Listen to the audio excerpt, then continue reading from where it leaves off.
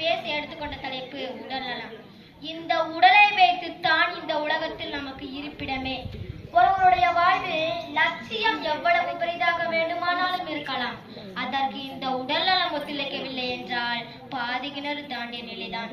இந்த பிரம்மாண்ட கட்டமைப்பை பற்றி நான் கூறுகிறேன். தேகமதி என்னவென்றால், குருவரனே எலும்புதனை காலாய் நாட்டி மாறுபடா எலும்புக்கு துவாரமிட்டு வன்மையுடன் நிரம்பினால் வடித்து கட்டி தேறுதலாய் ரத்தம் அதை உள்ளே ஊற்றி தேற்றமுடது மேலே தோலை மூடி ஆறுதலாய் வாழ்வுதலை உள்ளடக்கி அப்பனே தேகம் என்று கூறுண்டாச்சே. 5.5 ஆண்டுகளாக நான் படித்த கருத்துக்கள் 1000 ஆண்டுகளுக்கு முன்பே பதிக்கப்பட்டிருக்கு.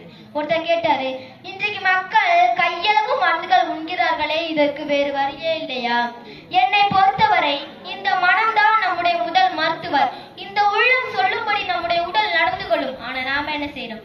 பச்சை காய்கறியிலும் பலரச சுவனிறந்த உணவுகளும் இங்கே பொதிந்து கிடந்தாலும் அதிக சர்க்கரையும் உப்பும் பொறித்த உணவுகளை தேடித்தானே இந்த மனம் அலைவாய்ந்து கொண்டே இருக்கிறது.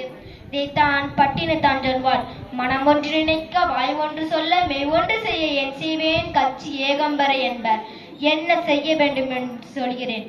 நீங்கள் உங்கள் உடலுக்கு உண்மையாக இருக்க முடியுமா என்று பரிசெய்த நீங்கள், நாங்கள் உள்ளங்கை அளவுக்கு மருந்துகள் தராமல் சிகிச்சை அளிக்கிறோம் சார். இன்றைக்கு செல்லும் வழியிலேயே மாரடைப்பால் மரண செய்திகளை நாம் கேட்டுக்கொண்டே இருக்கிறோம். எப்படி ஒரு ஆலயம் அவ்வப்போது பராமரிக்கப்படுகிறதோ, நாமும் இந்த உடலை வருடத்திற்கு ஒரு முறையாவது சோதனை செய்து கொண்டால் பல மரணங்கள் இங்கே தடுக்கப்படும். என்கிட்ட ஒருத்தர் கேட்டாரு, கடவுள் எங்க இருக்கிறார்? திருஞான சம்பந்தர் சொன்னார், நோயிலார் வாயிலார்னு. நோய் இருப்பவருடைய வாயில் போய்ப்பார், கடவுள் அங்குதான் இருக்கிறார். மருந்துகளின் சிறையிலிருந்து விடைபெற மருத்துவரின் சில ஆலோசனைகள். சூரிய ஒளி இந்த உடலை தழுவட்டும். மன அழுத்தம் வேண்டாம், மனம் விட்டு பேசுங்கள். இரவோடு நட்பு கொண்டு இனிமையாக உறங்குங்கள். இந்த உரையின் மூலம் நான் பதிய வைக்க விரும்புவது ஒன்றுதான். இயற்கையிலும் அறிவியலும் ஒன்றிணைய வேண்டும். இயன்றவரை இந்த உடலுக்கு நன்மைகள் சென்றடைய வேண்டும். இளமையில் இறப்புகள் அறவே மறந்திட வேண்டும். புதுமையே இந்த உடலை கண்டு வியந்திட வேண்டும். இதுவே என் விருப்பம். விடைபெறுகின்றேன். நன்றி.